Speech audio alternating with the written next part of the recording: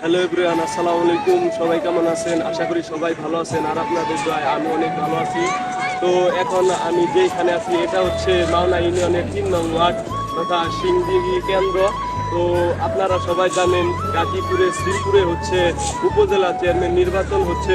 তো আমিও শ্রীপুরের একজন সন্তান। আমি এইমাত্র ভোট দিয়ে আসলাম। তো এখন বাজে হচ্ছে 4টা 30।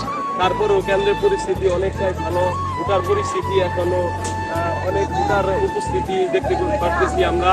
তো কেন্দ্রের কিছু ভিডিও দেখাবো, তো আমার সাথে থাকুন। ভোট দিতে আসছি তো কিছু ক্লিপ নিব না, এটা কেমন দেখা যায়, এর জন্য কিছু ক্লিপ নিয়ে নিলাম। বাহিরের পরিবেশটা এতটাই সুন্দর যে বাহিরের পরিবেশ দেখে আমি মুগ্ধ হয়ে গেলাম। মাঠটা অনেকটাই সুন্দর, চারপাশ অনেক সাজানো গোছানো, আর বুট থাকার কারণে অনেক সুন্দর করে সাজানো হয়েছে। তো পরিবেশটা অনেক ভালো লাগতেছে।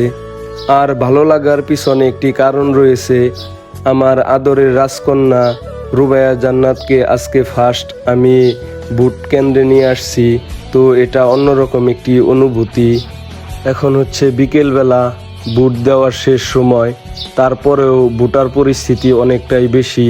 তো আমিও তাদের মধ্যে একজন। তো আমিও বুট দিতে লেট করে ফেলছি। তো আমি আর মিতুল মামা বুট দেওয়ার জন্য লাইনে দাঁড়িয়ে গেলাম।